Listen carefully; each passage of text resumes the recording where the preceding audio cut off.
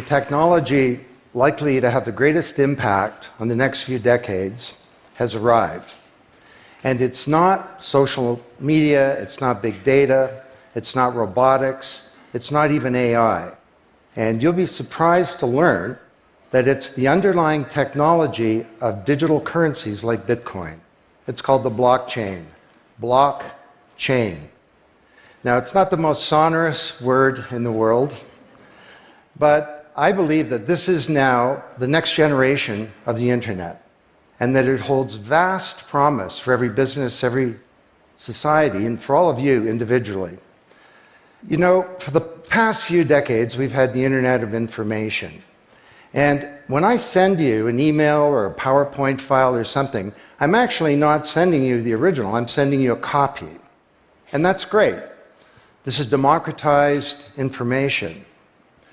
But when it comes to assets, things like money, financial assets like stocks and bonds, loyalty points, intellectual property, music, art, a vote, carbon credit, and other assets, sending you a copy is a really bad idea. If I send you $100, it's really important that I don't still have money and that I can't send it to you. So this has been called the double spend problem by cryptographers for a long time. So today, we rely entirely on big intermediaries, middlemen like banks, government, big social media companies, credit card companies, and so on, to establish trust in our economy.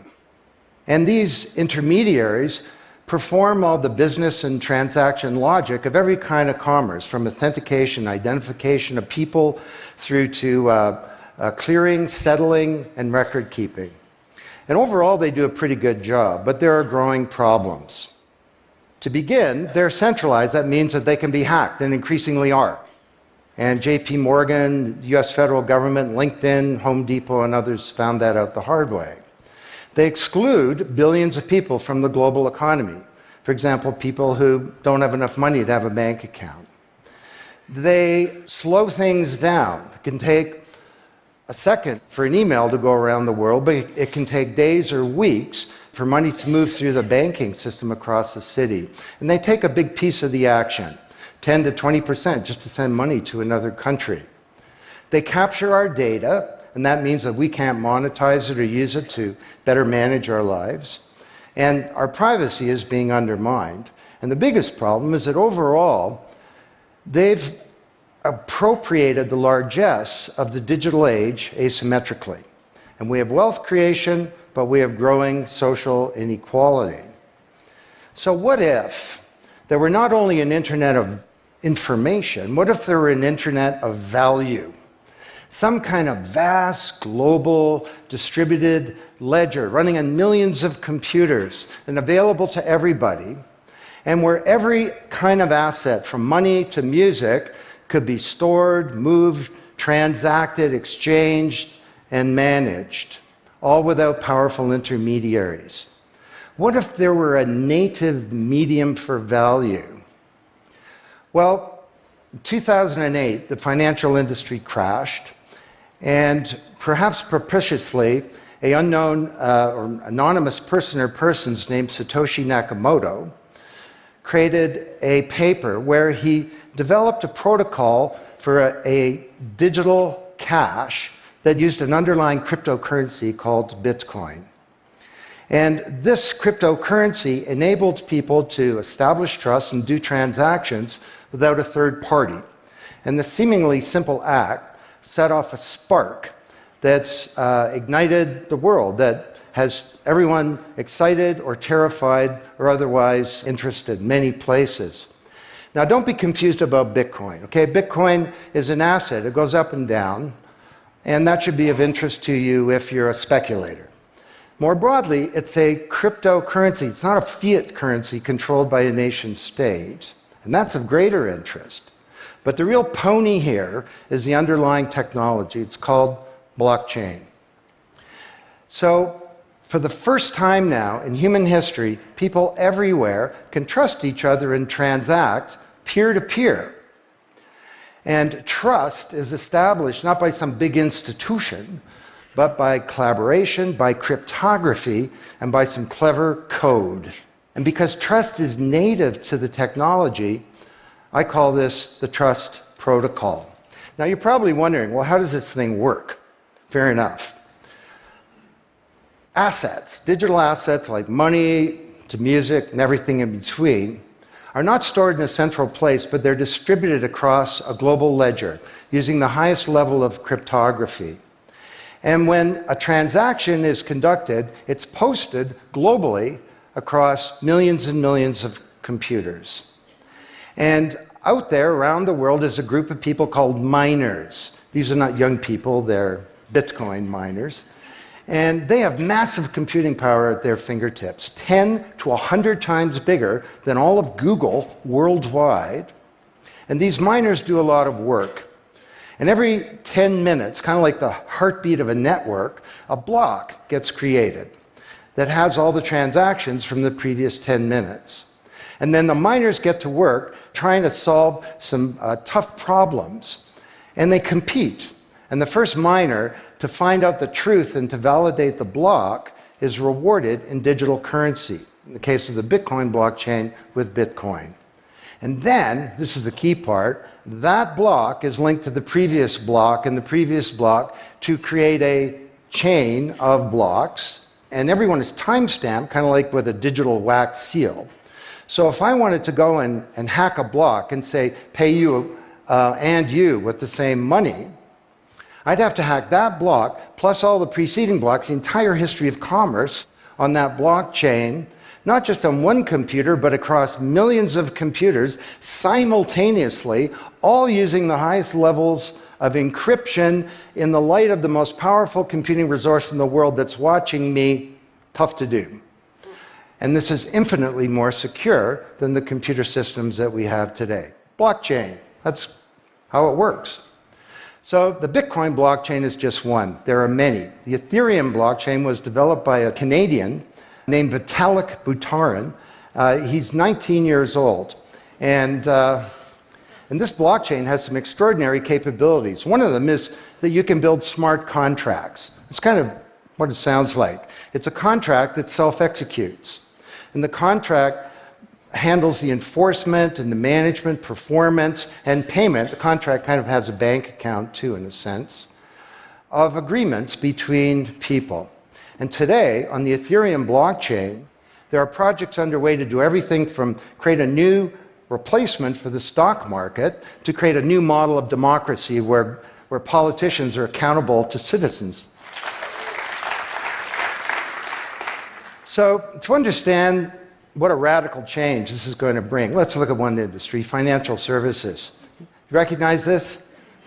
Rube Goldberg machine. It's a ridiculously complicated machine that does something really simple, like crack an egg or shut a door.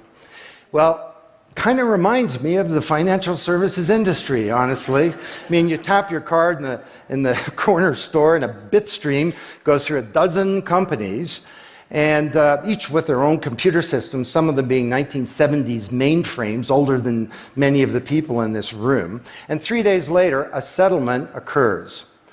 Well, with a blockchain financial industry, there would be no settlement because the payment and the settlement is the same activity. It's just a change in the ledger. So Wall Street and all around the world, the financial industry is in a big upheaval about this, wondering, can we be replaced, or how do we embrace this technology for success? Now, why should you care?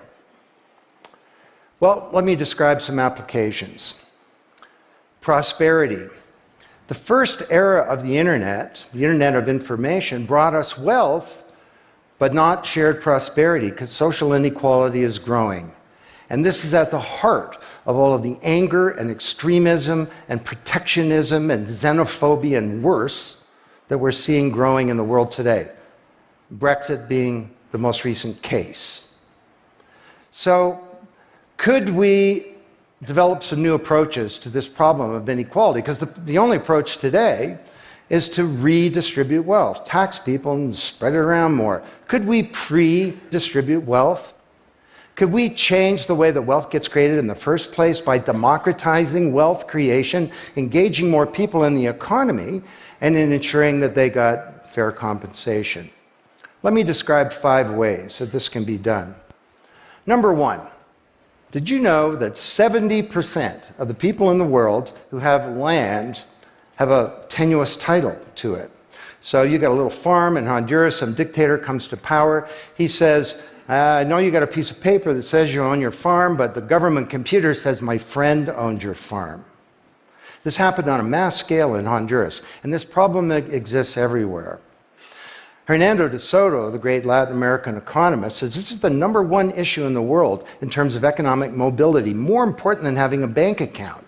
Because if you don't have a valid title to your land, you can't borrow against it, and you can't plan for the future. So today, companies are working with governments to put land titles on a blockchain. And once it's there, this is immutable. You can't hack it. This creates the conditions for prosperity for potentially billions of people. Secondly, a lot of writers talk about Uber and Airbnb and TaskRabbit and Lyft and so on as part of the sharing economy. This is a very powerful idea that peers can come together and create and share wealth. My view is that these companies are not really sharing. In fact, they're successful precisely because they don't share. They aggregate services together and they sell them. What if rather than Airbnb being a $25 billion corporation, there was a distributed application on a blockchain, we'll call it B Airbnb, and it was essentially owned by all of the people who have a room to rent. And when someone wants to rent a room, they go onto the blockchain database and all the criteria sift through, help them find the right room, and then the blockchain helps with the contracting, it identifies the party, it handles the payments, just through digital payments are built into the system, and it even handles reputation, because if she rates a room as a 5-star room, that room is there, and it's rated, and it's immutable. So the big sharing economy disruptors in Silicon Valley could be disrupted, and this would be good for prosperity. Number 3, the biggest flow of funds from the developed world to the developing world is not corporate investment, and it's not even foreign aid. It's remittances. This is the global diaspora, people who've left their ancestral lands, and they're sending money back to their families at home. This is $600 billion a year, and it's growing, and these people are getting ripped off. Annalie Domingo is a housekeeper, and she lives in Toronto, and every month she goes to the Western Union office with some cash to send her remittances to her mom in Manila. It costs her around 10%. The money takes 4 to 7 days to get there. Her mom never knows when it's going to arrive. It takes 5 hours out of her week to do this. 6 months ago, Annalie Domingo used a blockchain application called Abra. And from her mobile device, she said $300 went directly to her mom's mobile device without going through an intermediary. And then her mom looked at her mobile device, it's kind of like an Uber interface, there's Abra tellers moving around. She clicks on a teller that's a 5-star teller, he's 7 minutes away. The guy shows up at the door, gives her Filipino pesos, she puts them in her wallet. The whole thing took minutes, and it cost her 2%. This is a big opportunity for prosperity. Number 4, the most powerful asset of the digital age is data. And data is really a new asset class, maybe bigger than previous asset classes like land under the agrarian economy or an industrial plant, or even money. And all of you, we create this data, we create this asset. And we leave this trail of digital crumbs behind us as we go throughout life. And these crumbs are collected into a mirror image of you, the virtual you. And the virtual you may know more about you than you do, because you can't remember what you bought a year ago or said a year ago or your exact location a year ago. And the virtual you is not owned by you. That's the big problem. So today there are companies working to create an identity in a black box. The virtual you owned by you. And this black box moves around with you as you travel throughout the world, and it's very, very stingy. It only gives away the shred of information that's required to do something. A lot of transactions, the seller doesn't even need to know who you are. They just need to know that they got paid. And then this avatar is sweeping up all this data and enabling you to monetize it. And this is a wonderful thing, because it can also help us protect our privacy. And privacy is the foundation of a free society. Let's get this asset that we create back under our control, where we can own our own identity and manage it responsibly. Finally,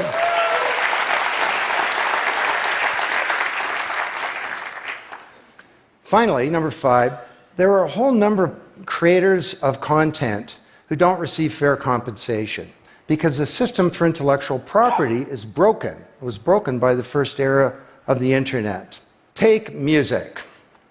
Musicians are left with crumbs at the end of the whole food chain. You know, if you're a songwriter, 25 years ago you wrote a hit song, it got 1 million singles, you could get royalties of around $45,000. Today you're a songwriter, you write a hit song, it gets 1 million streams, you don't get $45K, you get $36.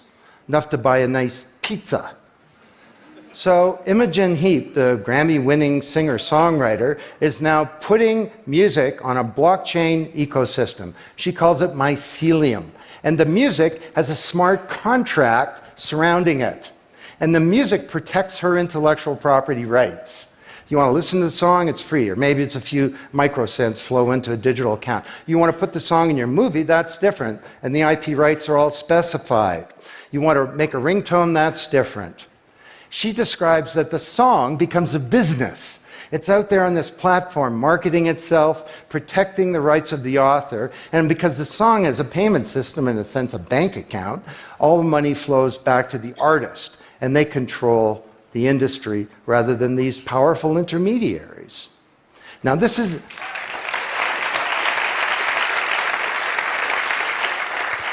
not just songwriters, it's any creator of content, like art, inventions, scientific discoveries, journalists. There are all kinds of people who don't get fair compensation, and with blockchains, they're going to be able to make it rain on the blockchain, and that's a wonderful thing. So these are 5 opportunities out of a dozen to solve one problem, prosperity, which is one of countless problems that blockchains are applicable to. Now, technology doesn't create prosperity, of course, people do. But my case to you is that, once again, the technology genie has escaped from the bottle, and it was summoned by an unknown person or persons at this uncertain time in human history. And it's giving us another kick at the can, another opportunity to rewrite the economic power grid and the old order of things, and to solve some of the world's most difficult problems, if we will it. Thank you.